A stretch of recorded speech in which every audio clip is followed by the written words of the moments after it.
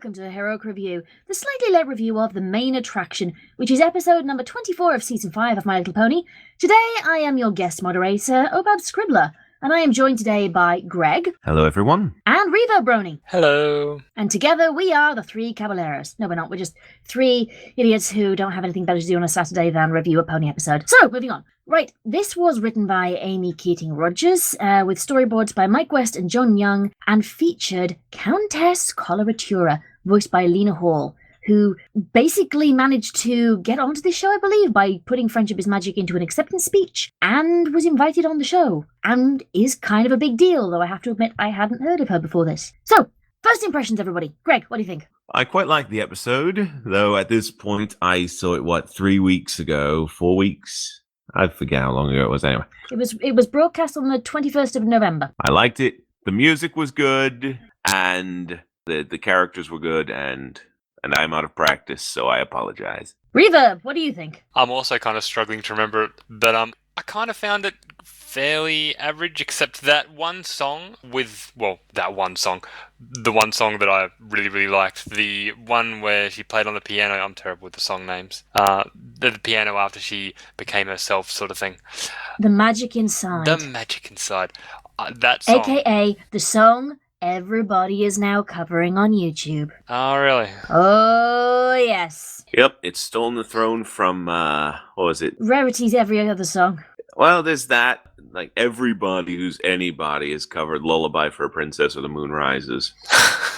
Yeah, so it's actually quite funny that this song has managed to eclipse the fan songs for once, which we're not quite used to. But previous to that, it was always Rarity songs. About bloody time. You're being more British than me, stop it. Well, I can't help it. I'm feeling sarcastic today, and that brings out the inner Brit. Yeah, I kind of go with you there. Right, so, Reverb, anything else to add? Yes, sorry. That song has probably become, it was when I heard it, my new favourite pony song, but if I hear it everywhere, that's probably going to change. Right, I kind of liked it. I don't think it was a perfect episode. It did just kind of stop about 2/3 of the way through to make room for some song numbers.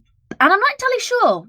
I couldn't decide whether or not I liked her better as Coloratura at the end or Lady Pon at the start. This did seem to be, to me, basically a lot of Lady Gaga jokes kind of in a time frame after Lady Gaga is relevant, which confused me somewhat. And the songs were pretty, and yeah.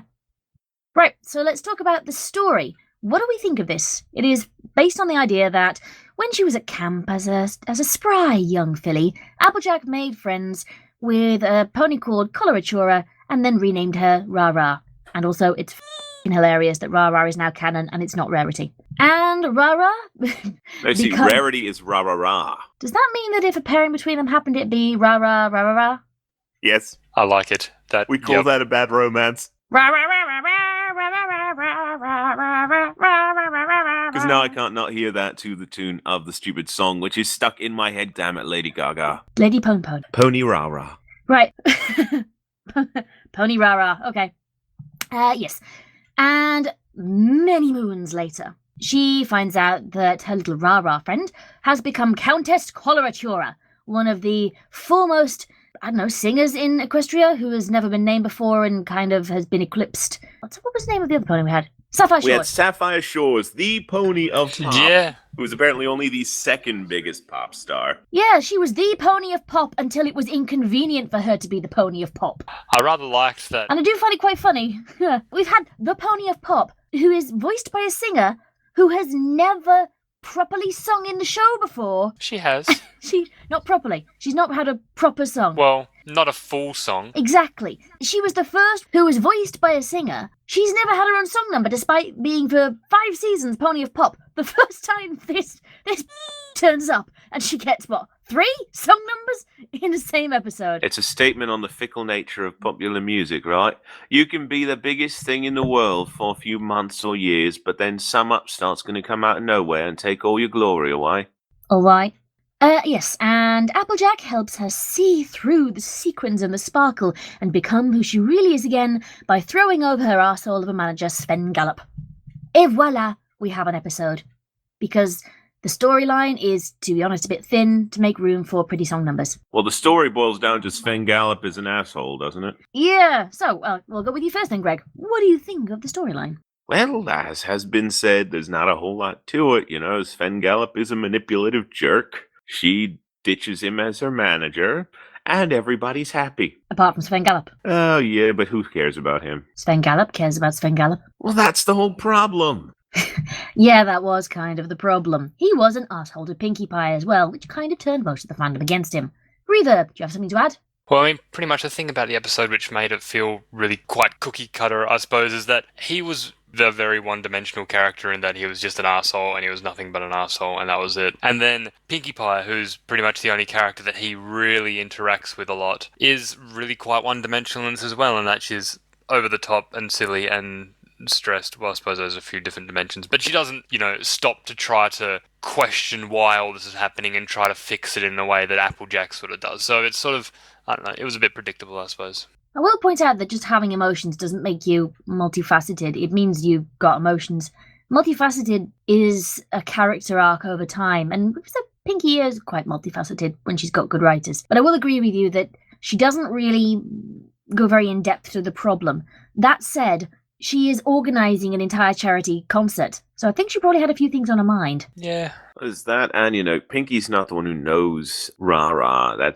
It's Applejack's story in the end. Pinkie's just there to kind of move things along a bit with her interactions with Sven Gallop, right? Well, I mean, that's completely fair, except I suppose when a third of the episode is songs, and every interaction that Pinkie has with this manager guy, it's literally the same thing that happens every time. So it's sort of like, I don't know, that got a little bit stale to me, I suppose, when other things could have been happening to just basically be anything different. So let's talk about these characters then, because if the storyline is thin on the ground, we should probably talk about how the characters have interacted. We've already kind of covered Sven Gallop. He is quite one-dimensional. That said, his voice actor really gave it some welly. Coloratura herself isn't exactly the most three-dimensional character ever. She seems nice and naive as a child. She grows up, believes her own hype, tries to retain some of her childish innocence, finds it difficult in the spotlight, and eventually, in one single afternoon with her friend, she sloughs off the entire set of nuances of the music industry. Somehow, having been infected with them for years, does a thing that it has been kind of proven it's really difficult to do even over time. If voila, she has a pretty song. What do we think of her? Greg? Frankly, I want to know what happens once they are, he is no longer her manager. Is she going to make it without, a manager keeping everything in line? Yeah, you're right, because that is a really good point, that he's her manager. He's an asshole, but he is her manager and has made her super duper successful. And he is cutthroat, but you kind of have to be in the entertainment industry. So Sven Gallop, while he's not a nice character, he is very competent and good at his job. And you're right, it would be interesting to see what happens to Coloratura when he's not around to give her that push and to know how the music industry works. Because just being good at singing ain't enough. Reverb? To be honest, I would love to see something in some way of a follow-up of this. Not obviously an entire episode, because, well, maybe an entire episode, but just to see that she isn't going as well without the manager, just because it would make it just a much more realistic universe, except I can just see with the way that it ended and that everyone loved when she became this different pony after the song and that it was all so warm and happy everywhere that I can just imagine that it seems really likely that she'll be more popular than ever, which isn't really that believable, but it's too fairy tale-ish for me, but it seems almost certain that that's the way it's going to go. Maybe not certain. She did please a crowd for one concert and one and a half songs. But that's very different than having a successful career. And I have to admit, of the 3 songs that Coloratura sang, I kind of liked Razzle Dazzle best. I thought that one was really cool. I really, really liked that as well. Yeah, so I must admit... Well, Razzle Dazzle was all about, the presentation. It's all about the style of the thing. And it does that well. Lyrically, there's, nothing to it, which is kind of the point. Then again, when you think about it, the magic inside, we've heard this before. Not this particular song, but The message is pretty generic, but there is Yeah, a message it's- to it at least. it is. And Razzle Dazzle, while it's very superficial, it was very honest about its superficiality. It's all about the razzle dazzle. It's all about the glitz and glam. Oh, absolutely. Yeah. It's all about the It's a- spectacle. Yes, exactly. In fact, I think that might actually be the name of the song, not Razzle Dazzle. Oh yeah, but Razzle Dazzle fits better, you know. It's actually kind of funny because a lot of big pop artists have this sort of song, have the piano ballad mixed amongst their big over-the-top numbers, and that usually does become the big radio hit for a while. And it's kind of funny that in the process of her breaking out of her character and, going solo piano, none of this glitz and glam and stuff, and being like, oh, I'm becoming my own pony. It's kind of funny that she's actually following, in a way, by doing that, to have that song, the process that a lot of the pop artists have anyway, so she's not really breaking any molds. Yeah, well, the pop artist that she's based on, Lady Gaga, did that. She had all the songs that are based more on presentation and performance than on actual talent. And then she had a big piano ballad. And let's be honest, the big piano ballad probably wouldn't have been as popular if she hadn't been noticed for being weird as in the first place. Admit it. It's absolutely true. I just love the way you put it. Weird as.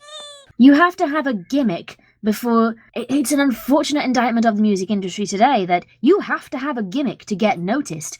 And that gimmick doesn't have to be talent. Yeah. No, it can be wearing dresses made out of beef. Oh god, that. And standing next to Cher. Yeah, that makes sense. I kind of didn't like the last bit with the songs. Shall we talk about those songs? Or in fact, no, we haven't finished. Applejack. Applejack. This is the episode, as far as I'm concerned, that confirmed Applejack is a lesbian. There we go.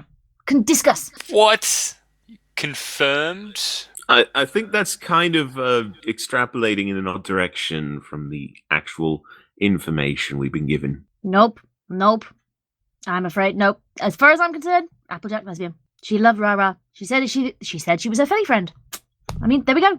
Hard proof. Well, yes, but people have friends. Nope, she absolutely said Rara. She was did her say Philly Philly friend. friend, yes. There we go. But And the show has proven before now that it uses lots of fan. how many straight terms. females refer to their friends as girlfriends? Exactly. I don't think we can put the nail in the coffin of Applejack's sexuality just yet. No. Also, going back there about girls calling them girlfriends, I have never, ever called girls girlfriends unless they're actual girlfriends. Might be Never. an American thing. No. Still. If it is an I mean, American thing, then that's weird. I will not deny that America is weird. It's an Australian thing as well. You're all weird. Well, if all the world is weird and you're normal, how do you know that they're not normal and you're weird? You and your twisted, turny brain farting crap. Right, Applejack, as far as I'm concerned, was very in character, and this just proves again that she is much better off when she's not starring in her own episode, when she's bouncing off another character. Because when we have an Applejack episode that is focused entirely on Applejack and isn't Applebuck season, then it just doesn't work. Thoughts? Reverb? Yeah, no, I agree. I thought she was definitely the best part of this episode and definitely the most interesting to watch. So yeah, no, I agreed. She was definitely better in this episode than she has been in her own solo once before. Greg? Yeah, it was definitely interesting seeing how she reacted to meeting an old friend and finding out that maybe that friend isn't quite the pony she thought they were. Then, of course, finding out, yes, they are. They're just being manipulated by a jackass of a manager, but still. I have to ask the question. Coloratura can't have been that naive all the way through to believe that Svengalop was only ever looking after her interests and was never ever nasty to anyone. Well, that's sort of the demands of, managers being a thing. I actually read somewhere about the justification behind it, right? That it's not them trying to be demanding. Much when they demand like 1,000 brown M&Ms, and if there's one other color in there, so help me, I will pull her from this show. They do it to test to make sure the staff at the venue is paying attention, is doing their jobs, is focusing on like details like that. See, I actually like that as a theory. And I thought that was kind of an interesting approach. Now, Svengalop is just being a dick. So we've got more of the superficial I feel version of that. Yeah. It's the tendency to make these demands, but not the justification behind it. See, I think that's one of the things that his character missed. He was a pretty forgettable villain. And I think if they'd added that in, it would have also made Coloratura seem less like a naive little thing. Because she can't have grown up this far in the music industry. Because she's apparently been there for a long time. And still be that naive. Whereas if he was exhibiting some of the, I'm just seeing if they make it, literally, it could be one line. Don't worry, Coloratura, I'm just seeing if they're paying attention. As long as they're paying attention, we know the show will be good. Boom, there, done. His character is contextualized without detracting from what they actually wanted from him. Reverb, you have something to say? You know what would have been great is there's a bunch of other ways he could have been written to be a bad person, a bad pony, and not have it be as glaringly obvious to literally everyone. If you'd actually written him in the way, like in a similar sort of way that the Flim and Flam were written, because in their episode, yeah, they were doing something relatively evil, except, I mean, as you can see from the dozens and dozens of reviews out there, they weren't actually evil in a sense. Like, they had relatively good reasons for doing what they did, and they weren't just pure evil for the sake of being pure evil sort of thing. Like, They were typical evil for the comic. sake of capitalism. They were amoral for the sake of profits. Exactly. Yes, and that was more But they were understandable. more interesting characters than Sven Gallop. Yeah, Exactly. by a long shot. Yeah, they were contextualized, and he wasn't. And he could have been written a lot like that. It would have been really quite interesting if he was, like, this is a different sort of stereotype, I suppose, except if he was really quite nice when anyone else was around, and then sort of whenever it was just him and Pinky, say, if he would sort of underhandedly just sort of say something which, if, like, he was really quite nice and then he would be, like, really patronising to everyone just sort of when it was one-on-one or something like that. Something which the audience could see, hang on, there's something not right about him. He's someone to watch out for. He's a bad pony. But it wasn't textbook cartoon villain sort of thing. You know what I mean? A little more realistic, I suppose. Maybe some subtlety before the reveal of just how big an asshole he is. Exactly. You mean like the kind of writing we've come to expect from MLP scripts? Precisely. To do something beyond what we would immediately expect a kid's show to do. Right. Yeah, Amy Keating-Rogers, you may have written one of the most covered songs of the season, but you kind of dropped the ball on that one. We love you anyway, and we wish you well. Well, But Wasn't this also her last episode? Yeah. Yeah, Amy Keating-Rogers has moved on to Disney. This was her last episode. She apparently wrote The Magic Inside. She helped to write that one, which is kind of unusual for a show writer as opposed to the head of music, whose name I can't remember at this point, and I'm going to get lynched for having forgotten. What's his name? Ingram, wasn't it? Yes, Daniel Ingram. Thank you. Daniel Ingram wrote Put the away song. your forks and put away your pitchforks, people. I remember his name now. Hang on. Daniel Ingram wrote all the songs. Yep, except that Amy Keating-Rogers worked with him on The Magic Inside. She assisted with the lyrics. Yep, but that's still more than the show writers usually do. Oh, okay. It is a contribution. It's not the She made a hugest, contribution. It's a She made more of a contribution. contribution than she would usually. Right, moving on. Music. The music was, in fact, its own character in this episode. So, we've kind of stated some preferences on liking a particular song I don't think we were meant to like, but what do we actually think of music in this episode? Do we think it was worth giving up the last third of the runtime for those songs? Greg, what do you think? Well, as much as I usually do appreciate Daniel Ingram's music, he usually does a really good job of it. I do think 3 or 2.5 songs in one, 22-minute episode is a bit much. It was technically 4 performances. 3 songs, but 4 performances. 4?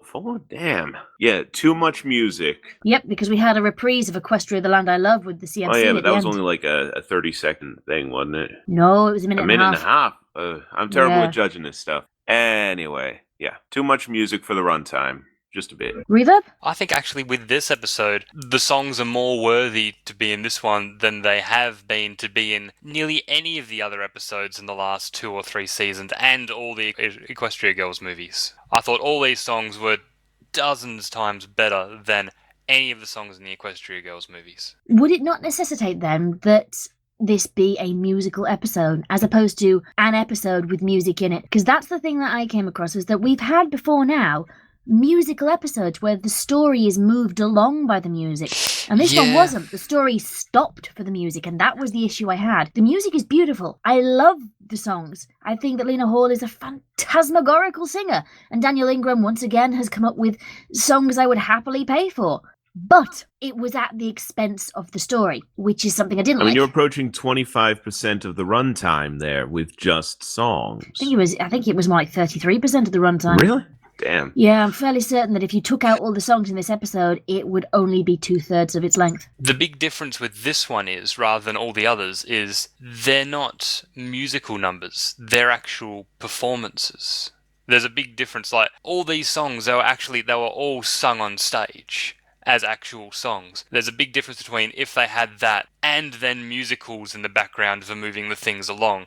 It'd actually be, I reckon, really quite jarring, because they'd be two entirely different sort of things, in that when all the songs are in this episode, like, you know how you're never really sure when it's a musical, it's like, does everyone know that they're singing and that they're enjoying it and that it's a real thing that's happening, sort of thing? Or is it just sort of a part of the world sort of thing as a cartoon? And then there's these where it's performed on stage as an actual song, everyone's there to watch, they're loving it and enjoying it. If they were both used and sort of, you see how it doesn't really work? I can see it, but that's not what I was saying. I wasn't saying have the musical numbers and then the performance numbers as well. I was saying, would this not be better to scrub the idea of it all being performance until that final number and have the rest of it just be a musical episode? Maybe. Because that would move the plot forward whilst sacrificing none of the actual runtime for music the way this one did. I think, to be honest, a lot of my problem would have been got rid of if there hadn't been that reprise of Equestria, the Land I Love at the end. Or if it hadn't been there in the first place. Just the reprise of that song with the CMC was a step too far, in my opinion. It should have ended with the magic inside. It didn't need the extra song. The point had been made. The impression had been left. And then we kept going. Yeah.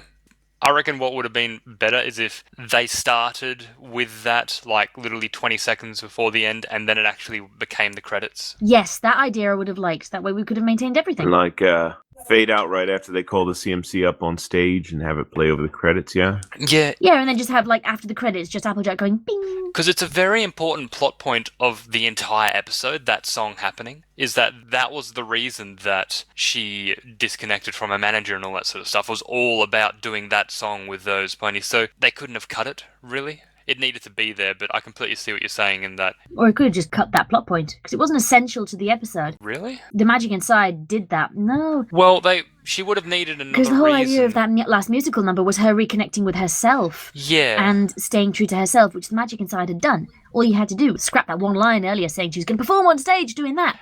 Well, have them perform in the Magic Inside then. The thing that disconnected her from her manager, though, was that she said she wasn't going to do it, and he was like, oh, thank God, I'm so glad you're not doing that with those, terrible kids. It wasn't just the performance. She was not going to do the meet-up with them. She was not going to have anything to do with them. And he said, thank Christ for that. But it wasn't just the performance. Although, favoritism. If she's going to base it on actual musical talent, why was it the CMC again? Yes, they're good singers, but sake. Because it's Applejack's sister, of course, so it is totally favoritism. Nepotism, then! Because main characters be main characters and everything. That burns my bum, that one does. And because they probably didn't feel like tracking down singing VAs for any of the other school kids who hadn't sung yet. Can we not just have some of the regular VAs singing at higher pitch? Who are they going to bring up? Diamond Tiara? Yes, can we not have a Diamond Tiara? That would have been some continuity. Diamond Tiara goes on stage and says, in actual fact, I'd like the CMC. That would make more fucking sense. It would have been good if it was Sweetie Belle, Diamond Tiara, and another random pony from school. That would have actually felt realistic. That way it would be like they went to the school and got the 3 best singers.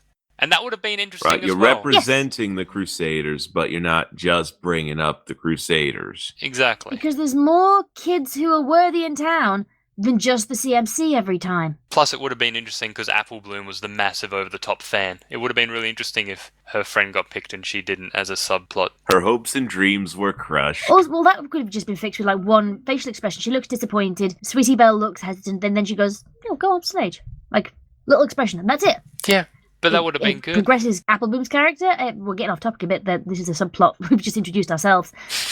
but it would progress Apple Bloom's character and it would be more realistic. Because you're right, Sweetie Belle is the singer of the group. If you're talking about this not being a musical episode, like an actual musical, the CMC only ever sing as plot point songs. The one time they tried to perform on stage together as singers, it was kind of proven that in that context they can't sing. Yeah. Remember when Scootaloo and the Showstoppers? I do. Well, it proves they can't do an 80s rock ballad. It was supposed to just prove that Scootaloo can't sing, but this negated that. Rant over. Also, it would have been interesting to see if Diamond Tiara and Sweetie Belle had gone up there together. That would have been that clash as well, which would have made things interesting. Yep. I love how in this tiny little subplot we introduced, there's far more character in that than nearly everything else that was done in the actual episode. Well, no, we had a little bit of character, but it was for the creation, the person, the pony that has only ever been seen in this episode. Yeah. And a little bit for Applejack, who, let's be honest, Yeah. has kind of not had the greatest episodes before. Yeah, poor AJ. Best background pony. She kind of did deserve this one. You know, an episode where she gets to actually do something and it's not terrible. Yep. One other point I'd like to quickly bring up, which I thought was interesting. The glowing cutie mark. Yeah, that was odd. Apparently, coloratura is a key and she was late to unlock the box. Or it could just be another example of this vague and undefined cutie mark magic that Twilight's been going on about lately. You mean the cutie mark magic that really didn't feature in the finale the way that everybody expected it to? Whoops, spoilers. Yes, that one. The one they've got a toy line based on, but no story. The one that had better get some damn story in season 6 or I'm going to be pissed off. Yeah, considering how much they've laboured this point. My favourite excuse for why her cutie mark was glowing is that she's half siren. Or she's nuclear. Yeah, okay. Well, you see, Camp Friendship is located near an old magical power plant that blew up. And there's all kinds of weird stuff in the air. And when you drink too much of the water, things get messy. So she is, in fact, Lady Nuke Nuke. You become Nukey Pone Pone. Precisely. The only two instances we've actually seen magical things happen when singing is in the Equestria Girls movie where it's the Battle of the Bands thing and they were the humans and they became pony sort of thing when they sung. But then there was also the sirens had those necklaces which glowed and stuff like that, which was quite interesting. Right then, final thoughts. So, Greg, what are your final thoughts? Overall, I did like the episode for all its strengths and weaknesses. I like the music. I thoroughly plan on pirating it at some point, unless an easily available paid option is made known to me, in which case I still might pirate it because I'm a cheap bastard. We had some nice character development, interactions. Hasbro legal department, you heard nothing. And overall, it's not my absolute favorite episode, but I definitely enjoyed it. And Reverb, final thoughts? Like I said at the start, I mean, it was a fun episode. There was parts of it which sort of felt really quite average, I suppose, in terms of some of the new characters and all that sort of stuff. I don't think that Rara is as interesting a character as Sapphire Shores, in that she was really huge and bombastic in her personality, which made her really interesting. But Rara, after all the layers were sort of stripped away, she was just a nice pony, and that's a little boring, I suppose. But yeah, and yeah, I pretty much think exactly what I thought at the start. The songs were fun. The songs were really cool. That's pretty much it. My final thoughts are, can we get a Sapphire Shores song at some point, please? Oh my. That would be sensational. Those are my final thoughts. Yeah, that would be my final thought. It was an okay episode. Sapphire Shores got screwed. And thus we end our heroic review of the main attraction. Thank you to my co-hosts, Greg. Long days and pleasant nights, listeners. Thank you for tuning in. Please get us more people next time. And Reverb Brony. Thank you everyone for listening. Bring a friend, bring a chair, bring a microphone, come and join us. And I. There's literally no qualifications needed. You mean apart from being a member of Heroic Review? Oh yeah, that one. Yeah, it's just a kind of small thing. It's a very exclusive club. It has been and started like 2 years ago and hasn't had any members since, and everyone's just sort of been drifting. Yeah, I need to fix that at some point. So, Suki and I say thank you very much for listening, everyone. Sapphire Shores was screwed, and we bid you good night. Bye! Bye! No bye from Greg. Greg doesn't care about you all. Greg hates you. Bye, listeners. Bye, everybody. Razzle dazzle, glitter eyes, big surprise, lights.